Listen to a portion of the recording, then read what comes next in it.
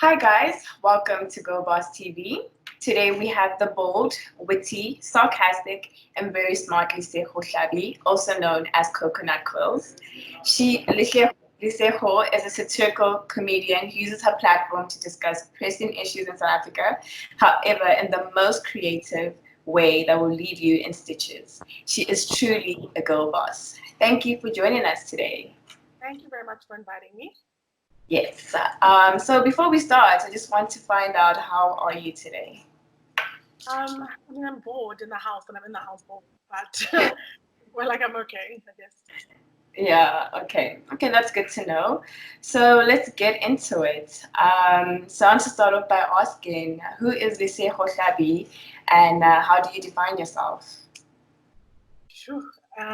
What a difficult question. Okay, so I guess if I had to say who I am, I would kind of use maybe my job titles because who I am and what I do is one thing. So I'm a creative, I am a writer. Yeah. I'm very passionate about South Africa and especially in terms of racial conversations, political conversations. So yeah, that's who I am in a nutshell and why I do what I do. Okay. Okay. I'd also like to know, where were you raised and how was your upbringing?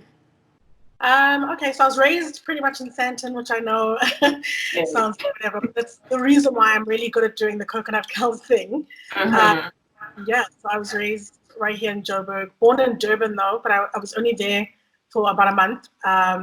And yeah, I've been here ever since. I'm not sure what the second part of the question was, I forgot that. How was your upbringing? Oh, my upbringing was really comfortable, really happy. Me and my parents were together until I was about 16.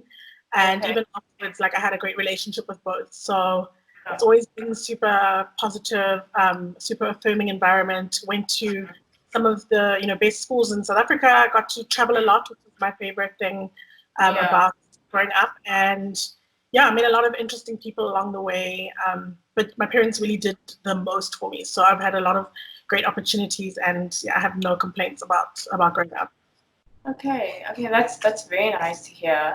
I think what I really like about that is that even though you come from a privileged background, you are still very woke. You're still very aware of what's happening in society. And I feel like sometimes when you're in an environment where you're privileged, you tend to like get comfortable and soak in the privilege. So that's very nice to know. And yeah.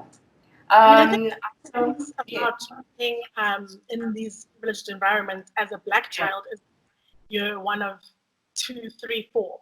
So you're aware, you're out of a certain environment. In this environment, how Black you are. So I think for a long time I had friends of multi races, and I was very much like, oh, we're all one, we're together, yay, kumbaya.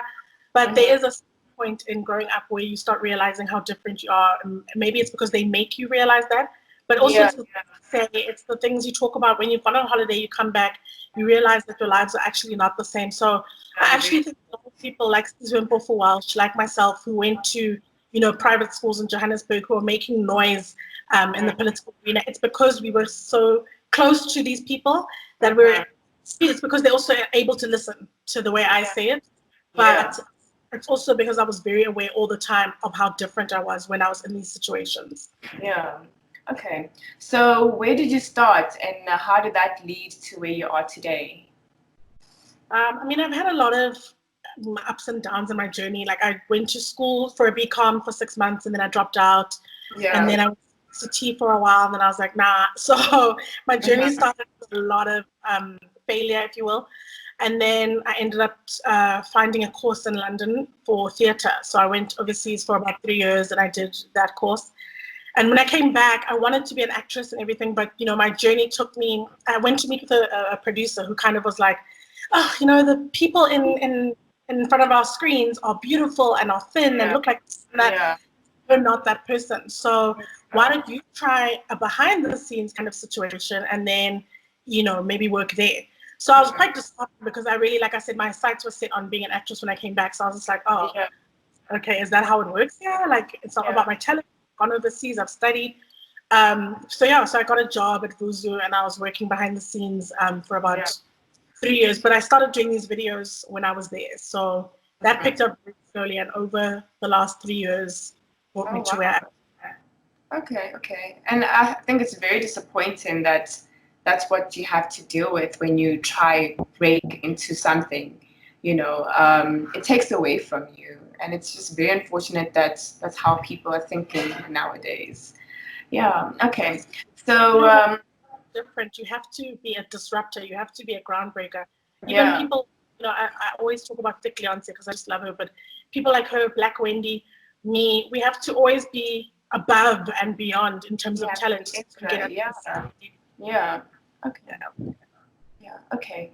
So, how did your character Coconut Kelz come about, and what events triggered the creation of Coconut Kelz?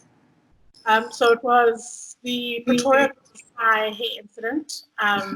When they were telling the girls that they're not allowed to have afros at school, and because, like I was saying, that was similar to something that had happened to me in high school, and I was in high school 10 years before that incident. I was just like, how is this still happening in our schools today?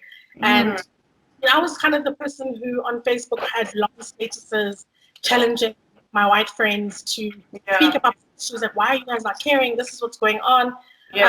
Just to get told a lot that the way I address things is aggressive, and I need to find a different way to try some things that I want to get people to listen, which I just think is their way of like trying to shut me up. But I was like, okay, let me go back to the drawing board and figure out a new way to say these things. So it didn't happen quite immediately, but it was the Pretoria Girls High School thing that really started okay, we need to have conversations, but maybe if I make it a bit funny, then you'll listen first, and then you'll realize that there's actually a message. There's a problem, yeah.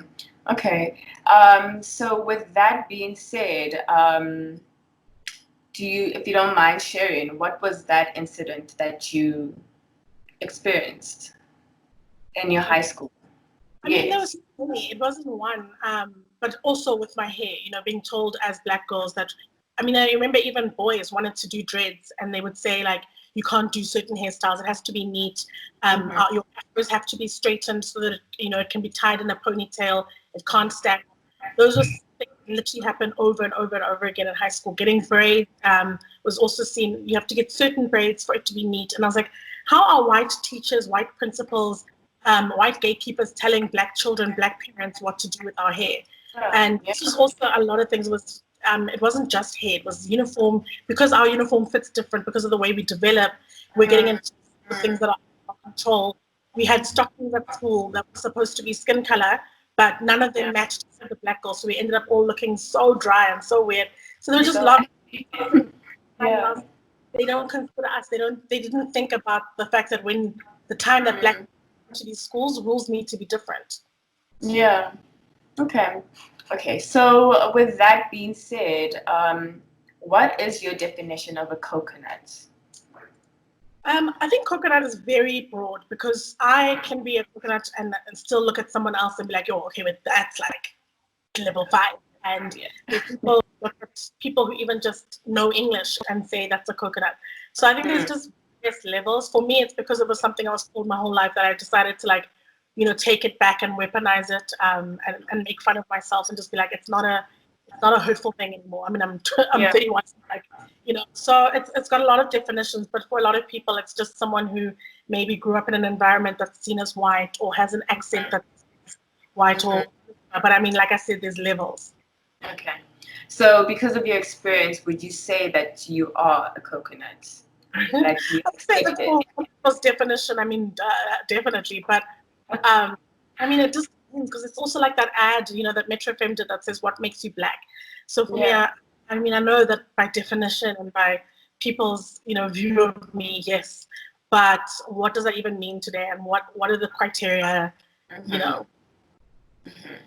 Okay, so do you think it's problematic being a coconut?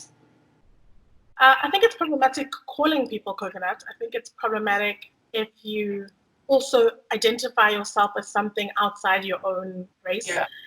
Because for a lot of times when you're younger, I get it. Like, you go to a school where all the prettiest girls have blonde hair, and all the guys asking them out, and you're just being excluded from all these types of beauty and whatever conversations. And of course you want to fit in, and you wish you could change this, and you wish you had longer hair, and you wish you had whatever. But I mean, hopefully for a lot of people, when they leave high school or even primary school, they get to a realization that, you know, life is bigger than just this high school. Yeah. Yeah, I think, oh, fuck, I even lost my train of thought. I don't know where we are. Sorry. Yes, is it problematic? Yeah, it was problematic. It's problematic for people to call without knowing their story. I don't think being a coconut or whatever is problematic because you can't really control how you're raised and what schools you go to and, you know, who your friends are, who you identify with. I think the problem comes in with calling people that and isolating people or judging people based on the fact that you think they're that. Yeah, and it's true that where you're raised will define who you are at the end of the day. But that's something you can always change as you learn and as you grow. Yeah, and I mean, you also can't really control where your parents take you to school, where your parents, you know, where you live growing up. So there are a lot of things that are out of your control. But yes, when you get older, you can, you know, surround yourself with people who can teach you different things. You can, you know, go read different books. When I went to WITS, I was I was only there for 6 months. But I remember everyone, oh no, we're not going to sit with them. They're the girls from private school. And I was like, what does that even mean? Like, how do you even, we didn't announce it came in. So it was quite a weird experience, but I mean, I tried my hardest to be like, I'm not going to be friends with the people that I would have been friends with in high school. It just sort of ended up like that. But yeah, I mean, there's just different ways to unlearn things. We're still unlearning. It's not like because I'm doing the Coconut Kelz, I know all the answers or I'm the wokeest person in the world. I still have incidents where I'm like, don't say that. Lesego, why do you think like that? And sometimes I'll even get into my work. Yeah, no, it's definitely a process. So when Girl Boss approached you, you mentioned that you wanted to be interviewed as Lesego and not as Coconut Kelz because it can be tiring. So I want to understand, why is it tiring? You know, does playing the role of privilege take away from you? Or is it a constant reminder that Black people have a long way to go? Well, when I get interviewed, if people are doing a bit where they want to like expose something, then the Coconut Kelz thing makes sense. But if we're talking about sort of the career and how I got to do what I'm doing, because for me, I want to like take a step back from the character stuff. The character, the videos are there, it's fun.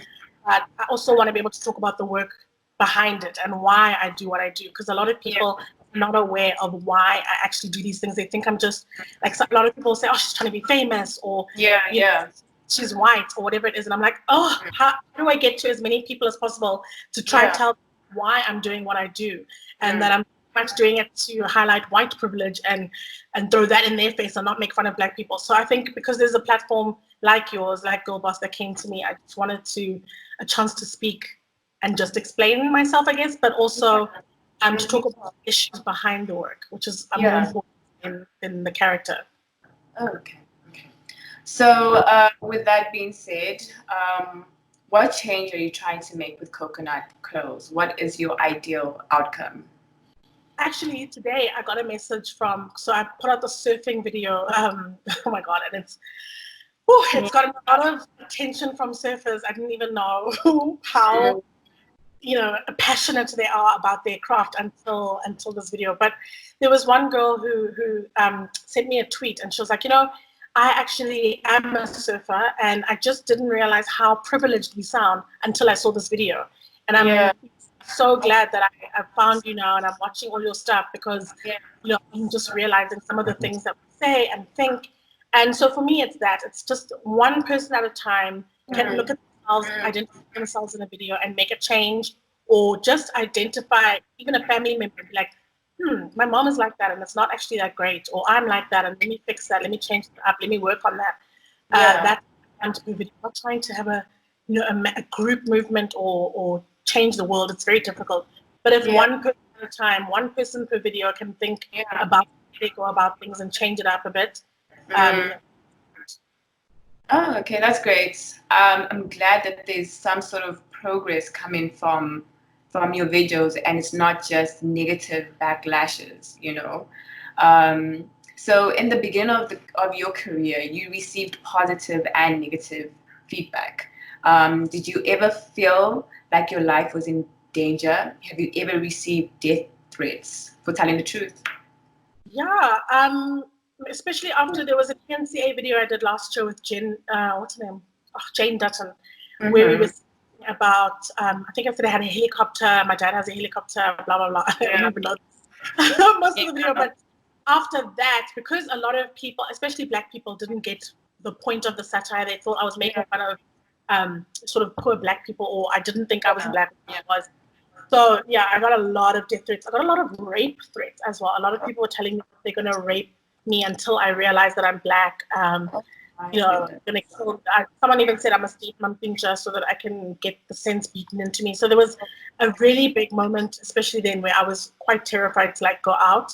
Yeah. But I realized that where I go out is probably not where I'm going to bump into a lot of people who don't get it, because I'm speaking to like my peers when I'm making these videos, people who understand where we come from, the things we had to deal with in school. And so when we go out and stuff, a lot of people are like, hey, I get it. I went to school with these kind of white people. I see what you're doing. Oh my gosh. And it's gotten a lot better now, but even after the surfing video now, I'm like, oh, okay, now it's the white death threats. With people saying like, oh, you better not come to Jeffrey's Bay. I'm like, oh my goodness. But so, I mean, I do have social anxiety, but I don't really think anyone's actually going to do anything because no one's done anything in person. I think people are braver behind the keyboard than they are when it actually comes down to doing stuff. No, a lot of people do have keyboard courage. So how do you deal with such negativity? You know, is it not draining? It is. It's very draining. Sometimes I'll just switch off, like I'll log out of my Coconut Kelz accounts and just like, but I've also gotten messages from so many people who are like, we're here with you. And if I really look at it, obviously the negative messages are quite daunting and quite hurtful, but it'll probably be like 10% out of the whole group of messages that I get. And even though they're quite harsh, I've got 90% of people telling me to keep going, telling me they're new supporters, they love my work, they see what I'm doing, it's important work, it's important. So sometimes it's like, as soon as I'll start feeling like this, someone will come with a good message again. So I try to dwell on the negative, and I think even Felicia Mabuza, actually subtle, sorry, she's married, said to me, don't let the negative in. You are in control of what gets into your feelings. So obviously I get hurt sometimes. I've had a little cry once or twice with really personal messages. But she was just like, if you don't believe these things about yourself, why are you going to let people say things about you when they don't know you? And why are you going to believe people who don't know you? So yeah, I try not to. I mean, obviously, like I said, at some point it weighs down. You can have a good cry. But then at points I'm like, this work that I'm doing is super important. It's getting the right attention. It's changing people one by one. And maybe I'm the person who's supposed to carry this burden because of what I've been gifted with. And I can't just sit down and, okay, I give up. Yeah, and I guess getting to a place of change requires sacrifice sometimes, you know. But yeah, I think you're doing a great job, and I don't think you should let that weigh you down. So kudos to you. Okay, so my next question is, what do you think society should do to see change and get rid of what you refer to as the order of importance of God's creatures? So your order starts with white people and in Black people, with animals in between. So how do we get rid of that? I mean, first of all, that's Coconut Kelz's order of importance. Mine would probably be the other way around. But I don't actually think we're going to quite get rid of things like that in my lifetime, because it just kind of feels like it's even getting more and more divisive and more racially, I don't know, because I mean, even the conversations I was having with people, and I say conversations very lightly, I actually mean the attacks I was getting from people are boys, white boys who are like 16, 17, and they were saying some racist stuff, and I was just like, actually, I'm, I thought I was a whole generation outside of these children, and maybe the younger generation will get it right, and blah, blah, blah. So actually, I don't know. I don't see it, because in my work, I keep getting, into contact with things that let me know that we're actually still very, very far. And I know what it has to take. But I think for me, it just maybe more brave people. I think, the editor of Destiny, her name's Onke, and she said, your brand is just so brave. So for me, I wish there were more brave people But I also really wish like white people would start listening. I think they're very quick to be defensive, very quick to like shut down an idea that makes them feel uncomfortable or makes them look at themselves in a way that they didn't want. So I just wish sometimes people would just listen. But I know that I'm going to probably die having seen a big shift, because we also, racism is taught. It's not something that just happens in society. So if your parents are racist, you're going to be racist and teach your kids how to be racist. Yeah. So yeah, I mean, it's disappointing, because I think one thing they need to understand is it's not coming from a place of hate. You know, we're trying to educate. We're trying to get to a place of neutral ground, you know, where there's respect for me and I have respect for you. So, yeah, I like every time people come to me and they're like, why do you hate white people? I'm like, oh my God, I don't hate white people. I hate the idea of whiteness. I hate privilege. Sorry, my light is changing because it's getting darker. But yeah, so I hate the idea of white privilege. I hate the idea of whiteness in its entitlement. But I don't hate white people. And I know what I have to do by showing you how many white friends I have the way white people do. For me, it's just you've gotta know that white privilege exists, whether you like it or not, whether you want to get rid of it or not, because it probably benefits you. But to say it doesn't exist is like, it's the wildest thing to me. So the fact that they actually don't even want to acknowledge its existence means that we're not even near the point of having a conversation about it. So I'm going to keep throwing it in their faces this way, whether you're ready to hear it or not.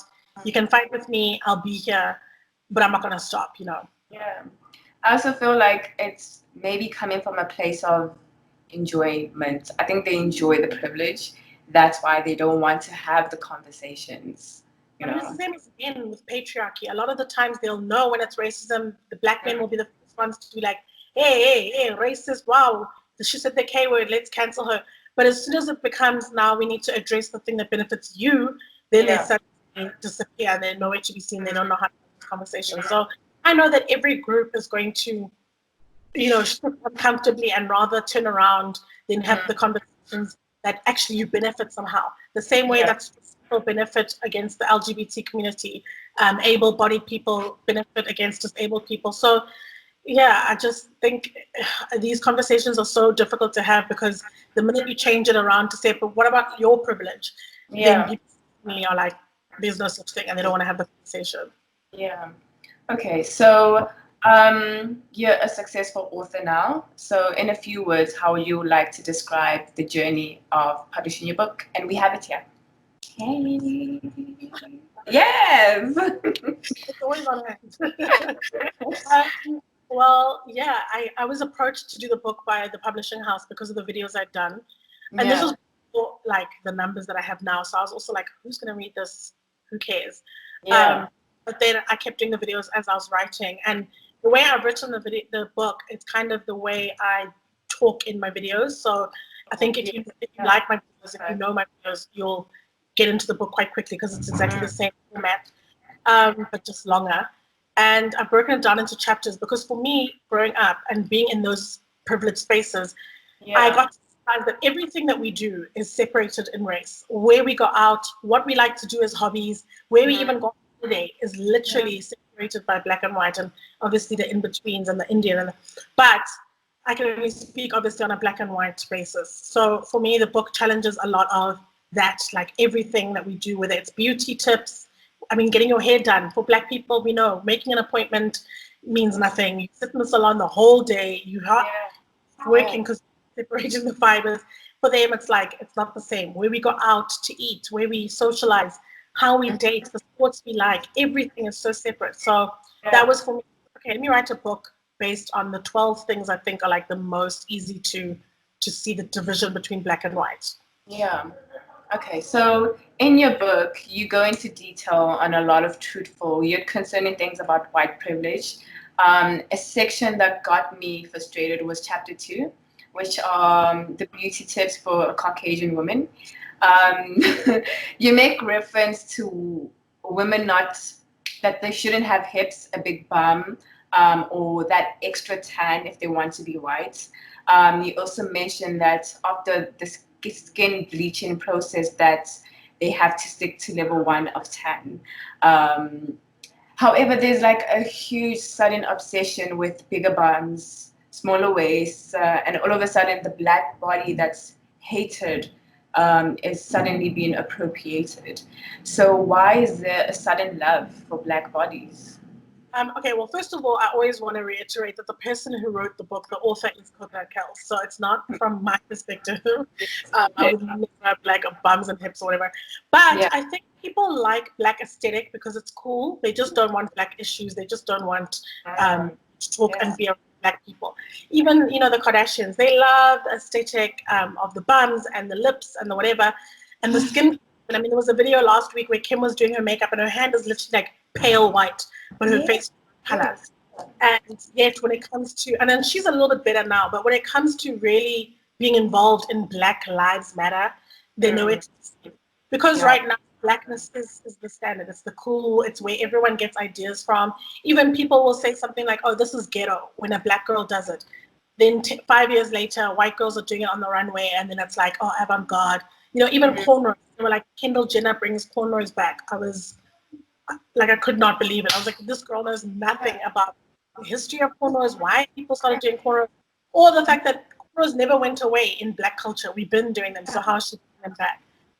So yeah, I think it's just an aesthetics thing. They think it's cool to look as black as possible without actually having to care about the black things. Because I've known some of the most racist people to be people who plump their lips with silicone, and I'm like, you want your lips to look like ours, you want your skin color to match ours, you want your hips and bum, but you don't want your issues. You don't want our issues. You don't want to even speak about them, acknowledge that they exist. So, and that's a form of white privilege. Being able to take something from us, turn it around, and have it as if it's your idea is also a big white privilege flag. Yeah, they enjoy the privilege, I guess. Okay, so let's say you wanted to return to the corporate world. Do you think do you think you would fit in or you would struggle because of the Coconut Kelz character? Well, I've never been in corporate per se, but I would never go back to like a 9 to 5 at all. Not necessarily because of the coconut thing. I mean, I do think it would be weird to be at work with people who are like, do the voice or do the character or do this. But I always have wanted to work for myself in any regard. If I wasn't doing it on a performative level, I'm still writing. So I still write movies, I still write TV shows and things like that. So I'll still be doing that as a freelancer anyway and trying to find a project. So I would never quite go back to having a boss, having my own time as well, running my own time and being able to do 5 different jobs at the same time, because people only see the Coconut Kelz stuff, but that's not all I do. Able to do so many jobs at the same time because I own my own time. I don't think I would ever give up that freedom. So whatever happens, I will make sure that I am my own boss. Okay. No, that is great. And that's what being a go boss is all about. I was not aware that you're a writer on the side. Would you please share what you've written or what you're working on if it's not?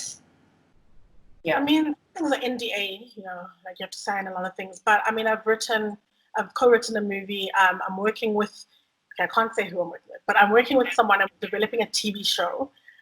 Even last year, I did a Coconut Kelz election special that was on BET that was written by myself. I used to work like Vuzu and MTV and stuff like that. So I used to write a lot of shows for them. But I mean, I'm even working on developing my own stuff. I'm working on content for other people.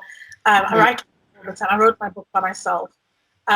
So the one thing that people don't realize about what I do is that I'm very much like an entrepreneur, very much a girl boss, if you will. People think it's just like this clown that goes on Instagram once a week to say some dumb shit or whatever, and then I'm actually like running a lot of other things, even as a Coconut Kelz. There's my brand stuff, brand communication, the writing that I do, and then the acting stuff. I'm a voiceover artist for a show that's coming out soon. So I do a lot of things behind the scenes, I guess, even.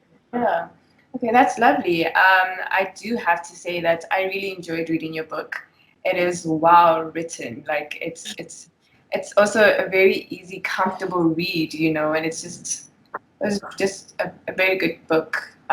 Yeah. So you pull your creativity from social and political issues in South Africa. Where else do you find inspiration? That's pretty much it. Like for me, I'm as funny or light as I am serious. So I love watching comedy. I love watching, I suppose actually that would be somewhere. I get it from a lot of comedy as well, the style.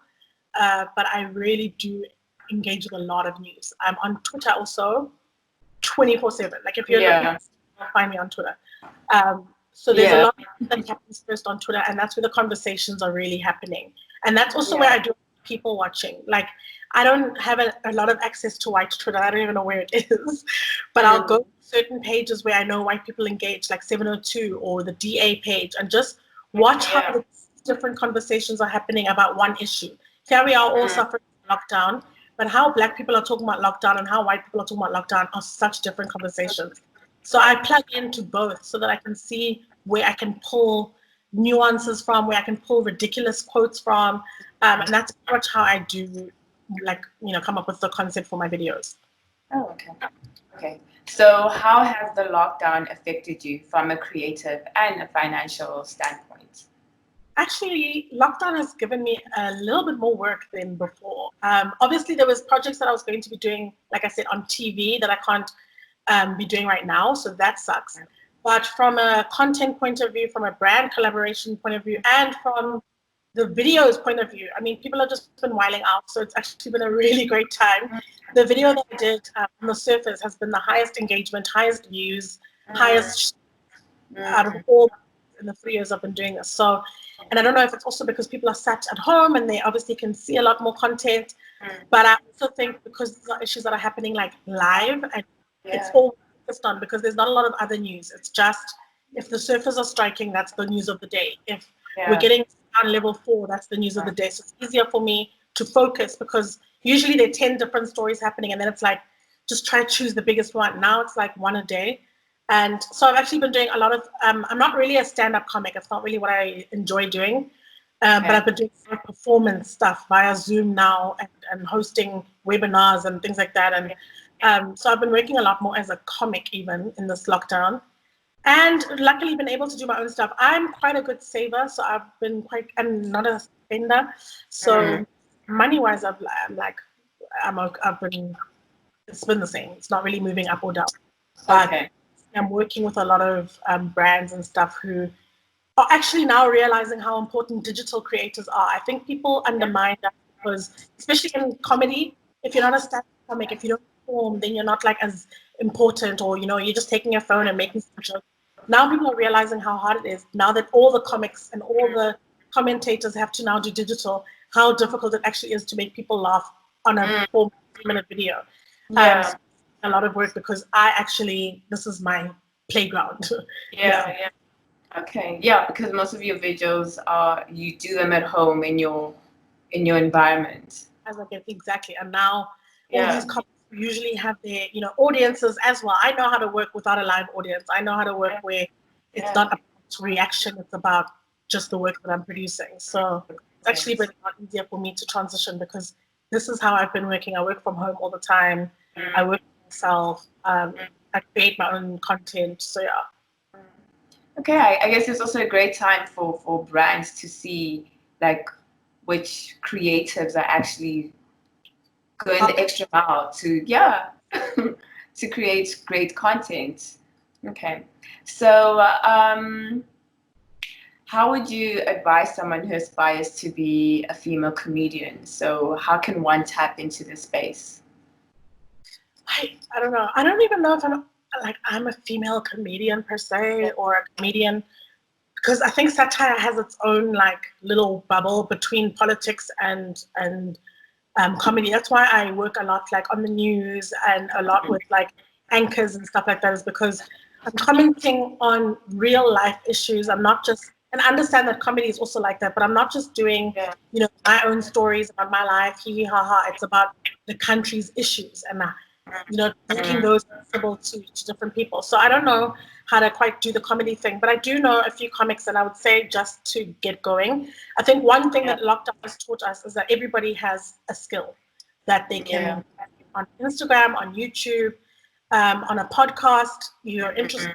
For me, it would be just to get going. Don't wait for people. No one's going to discover you. I thought I was funny as fuck. I was like, oh my God, one day I'm just going to be telling a story at Royale, and then this guy is going to be like, whew, that was hilarious. Come, you're going to be Trevor, colleague. Yeah. So it's not about that. It had to take me, okay, I know I have these skills or I have these interests. This is what I want to see. How do I manage it? And it still took 3 years anyway to get to the level that I am now. And I still feel like there's a lot further to go. But I would just get your phone out now. We've got time. You've got hopefully data somewhere, but we've got time. If you think you're good at something, if you think your skills should be out there, then do it. If you're a hair person, because even for me, like I've realized through lockdown, I'm really passionate about makeup. And I'm like, how do I actually tap into that thing? Why do I have to up as the comedian? Why can't I also be a bit of a makeup person or a hair person? So yeah, just get your phone and start filming yourself. People are getting TikTok famous. People are doing things on Instagram. People are doing things on YouTube that are normally like bankers and lawyers. You don't have to be one thing. You can be a banker who also, I have a friend, Matebe, who's a banker, and she also has a beauty online store, and she also used to make cupcakes. So like, do it. If you have a skill and you want to market it, now is the time. People are waiting for content at home. They're bored. Make it. Okay. Well, thank you for sharing that.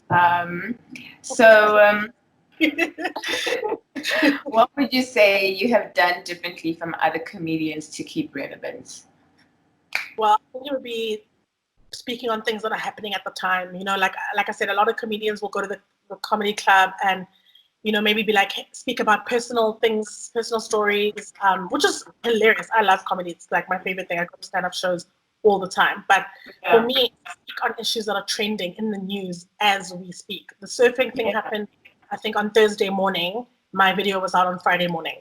So, you know what I mean? Like, I'm very much watch, record.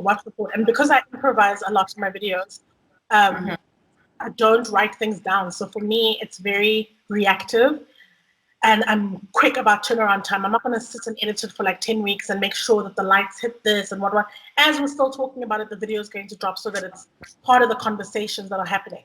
And I think that's the difference. Oh, okay, great. So what are your plans for the future and how are you bossing up? Well, first of all, I'm trying to get myself into the place where I feel confident enough, but I really am trying to apply for my master's overseas. I want to go to America so bad. The only thing, I love South Africa, and when I graduated in London, I came back here. I was like, everyone was like, why would you come back? And I was like, I want to be part of the group that changes South African TV. Sitcoms, comedy were a big thing in South Africa in the 90s, and then they just fell away, and now it's all about telenovela and reality shows. So I was like, I want to come back and make comedy a thing again and sitcoms and, be part of this group. Like I saw it with, I went to school and I've known him for a long time, but Ricky was a hip hop person, a rapper. And when he was overseas in Amsterdam, people were like, why would you go back to South Africa? It's all about house music. Nobody's trying to listen to hip hop there. And he was like, I'm going to make it a thing. And him and obviously Casper came and AKA, and there were all these groups of people who made hip hop a thing now. So I was like, okay, person for like comedy and TV with the group of comics. But I feel African TV is just there's a lid on everything. You try and you knock on doors, but people don't want a new formula. They're like, telenovela work, everyone's watching the shows on magic, that's all we want. So it's very difficult to try and break new ground. So for me, I've gotten to a point where I'm super frustrated and I want to just try my luck maybe somewhere else and just see if I can grow. Even if it's just for a few years to go do my master's and see if I'm back, but I would love to work in America. Because, if you look on Netflix, there's literally like 150 shows. It's like almost no one gets to know. If you have no idea, they're like, okay, let's try it. If we don't like it, we'll do it after one season, but we'll give you a chance. So you really don't see new shows often, except from the same people, and it's the same formula. If it's not a telenovela, it's one's reality show. And I just don't feel like there's room for me to be able to break ceilings if the ceilings are made out of like metal. Yeah, I think that's why people are asking, open up the industry, and, give people opportunities and to break boundaries and barriers. That's the thing. It has to take you doing an internet video and then only after like some thousand people watch you and are talking about you, then one or two people will be like, okay, let's see what this person's about. Just take in South Africa to like get in there in any way. And it's the same with like making TV. For me, I just can't stand the fact that honestly, I've come up with some dope ass concepts. You know how many times people also say like, yo, Coconut Kelz needs a show. Oh my God, we need to like go on. I've pitched shows. I've been to a lot of channels and we've had conversations about sort of the content that people are literally asking for. And I'll show and as people want this, they're ready. And people will be like, but we just don't want to take chances. So I'm just like so frustrated because I'm like, I'm 31. Like I can't just keep praying and hoping. And then before one day, let me just go if I need to go. Okay. So this is our last question. What would you like young women in South Africa to know or aspire to? Since 2020 is a year about winning, bossing up, even though we are in lockdown. What would I like them to know? Yeah, or to aspire to. Well, I think the concept of your whole page is about being a girl boss, and that can mean anything. It doesn't necessarily mean you have to be self-employed. You can be a 9 to 5. You can have a boss yourself and still be a girl boss. But for me, it's about everything in your career. What I would want to aspire to. You can want to have a rich boyfriend. I don't even have a problem with that. I'm looking for my own damn rich boyfriend. But you want to have a situation where you've got your own, where you literally have a legacy. We can't have a life to live and you've left nothing behind. Nothing that's for somebody coming after you in any industry. If you're a lawyer and you're, especially as Black women, and you're not doing something to make it easier and better for people coming after you, then there's no point to what you're doing. It's not just about making money and being a superstar or being the best by yourself. It's about making sure that's why even another reason why I wanted to come back is because I was like, I never want someone to have my kind of conundrum where you study arts and you cannot go back to South Africa because there's nothing there. I really want to create a situation where content creators, TV girls, writers, people know that I can have a great career in SA. So it's about making sure that the door is open behind you, but that you've left, that it's easier for the next girl. It always has to be easier and easier every generation. And that's what I want girls to know, is that it's not just about us. We don't get to just live like this as much as we want to. Everything we do is being watched, unfortunately, but we have to try and make sure that we're a team always, because we've got all barriers against us. Not only are we women, and we're also Black, African. I mean, there's just so much against us all the time, and we can't be against us also. You know what I mean? Right. There's room for all of us as well, vibes. Like there's room. A lot of people with content creation will be like, "Aren't you scared that this comedian has got more follow or got more attention this week or got more this?" And I'm like, why? This is so cool, because at some point there's a comedian that came up after me who does videos as well, who was like, "Let's collaborate, let's do shit together." I was like, that's really cool. Why would I, stop somebody from, wanting that attention or whatever it is, if it can help make comedy a thing. If now we've got 10 of us breaking these doors down together, we can have a Black lady sketch show in South Africa and be like, they're so doing this thing together. So I just think we need to stop being afraid of competition and stop acting like we're our only competition. We're competing with everybody else. So we don't have to turn in and compete with each other too. Yeah. My gosh, thank you so much. I have learned so much about you that I didn't know. And I have to say that I'm actually very, very inspired by your journey and what you have done for the comedy world, but also for Black women, it's very inspiring. So, oh my God, I have to say, I'm sorry, I speak so much. But the other thing, don't be afraid of failure. Okay.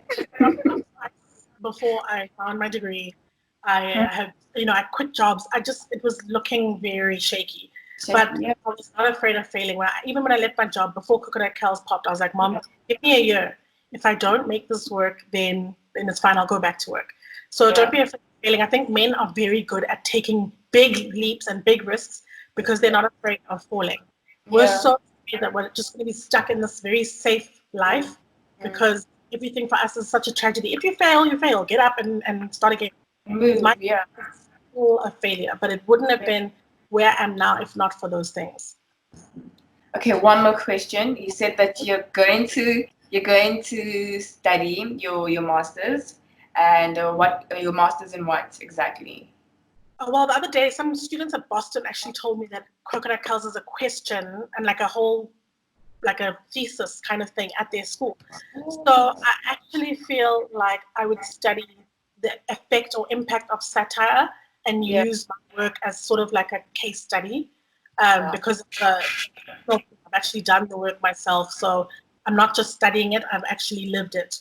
So yeah, I really want to do something about satire in South Africa and the way that the audiences take satire, and even black audiences versus white audiences and what that means. But also, I think it's an important work. I think the book is an important work, and I think it would be nice to have a case study of things that I've actually seen happen because I've done it. So yeah, not really sure how to formulate the question now, but it'd be a master in arts, and it would definitely have to do with the world of satire and, you know, making people laugh through uncomfortable situations or making South Africans laugh at themselves, something like that. Okay, well then, thank you so much for your time. Really appreciate you speaking to us today. And yeah, all the best with your journey. And thank you for being a Girl Boss. Thank you for your platform, guys, and keep supporting Girl Bosses. I love the work that you're doing. So yeah, thank you for inviting me. Okay, cool. So